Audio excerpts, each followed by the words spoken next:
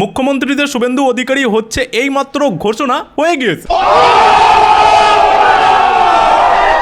দেখুন, শুভেন্দু দাকেই যে মুখ্যমন্ত্রী করা হলো, দেখুন এতে বিজেপির অনেক পুরনো নেতা কর্মীরা হয়তো অখুশি হলেও হতে পারেন, তবে বিশ্বাস করুন আমি সব থেকে বেশি খুশি। কারণ একমাত্র আমি জানি এবং আরও অনেকেই জানে যে একমাত্র শুভেন্দু দাই আছে যিনি ওই জেহাদি কোয়ালিটির মাইন্ডেড লোকেদেরকে না একেবারে একদম দুর্দান্ত ইলাজ করতে পারবে। কারণ শুভেন্দু দা গত 5 বছর ধরে আমরা নিজে চোখে তো সব কিছু দেখছি, কারণ আমরা এই রাজনীতির মধ্যে খুব ভালোভাবে ঢুকে রয়েছি।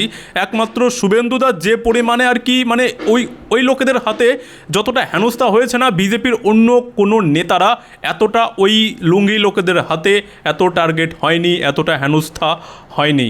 আর এই কারণেই শুভেন্দু দাকে আমরা মুখ্যমন্ত্রী হিসেবে চাচ্ছিলাম যে হ্যাঁ, শুভেন্দু দা সব কিছু ঝেলেছে, সব কিছু দেখেছে। একমাত্র শুভেন্দু দাকেই আমরা চাই যেন শুভেন্দু দা ঠিক করে ইলাজ করতে পারে।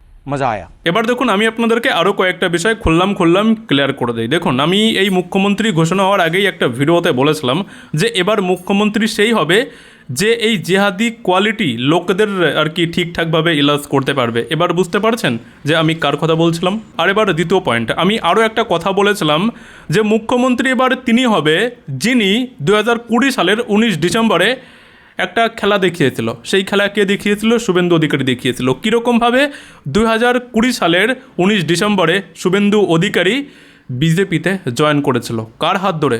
অমিত শাহের হাত ধরে। এবার বুঝতে পারছেন তো যে আমি কার কথা বলেছিলাম। এবারে তৃতীয় পয়েন্ট, যেটা ভোট হবারও না কয়েকদিন আগে, ভোট হবারও প্রায় 15-20 দিন আগে, আজ থেকে প্রায় 1 মাস আগেই বলে দিয়েছিলাম যে আমার এই পুরো ভারতবর্ষের মধ্যে 4 জন মুখ্যমন্ত্রী আমার সব থেকে ফেভারিট। একজন যোগী আদিত্যনাথজি, তাকে তো আমরা সবাই খুবই বেশি পছন্দ করি, তাকে প্রধানমন্ত্রী হিসেবে চাই। এবং 2 নম্বরে আসামের মুখ্যমন্ত্রীজি হেমন্ত বিশ্ব শর্মাজি। এবং 3 নম্বরে উত্তরাখণ্ডের পুষ্কর সিং ধামিজি। এবং 4 নম্বর কে, তার নামটা আমি ওই ভিডিওতে বলিনি, শুধু এটা বলেছিলাম যে 4 নম্বর আরও একজন আছে, তিনি এবার এই পশ্চিমবঙ্গ থেকেই মুখ্যমন্ত্রী হবেন। তিনি আমার 4 নম্বর ফেভারিট মুখ্যমন্ত্রী। আর সেই দিনই আমি এই কথাটা বলে ইশারা করে দিয়েছিলাম যে মুখ্যমন্ত্রী পশ্চিমবঙ্গ থেকে আমাদের শুভেন্দু দাই হবে। বাস এটাই, বাস কিছু কিছু জিনিস ইশারাতে বুঝে নিন, কারণ ক্লিয়ার করে বলা যায় না আগে ভাগে, বুঝলেন তো।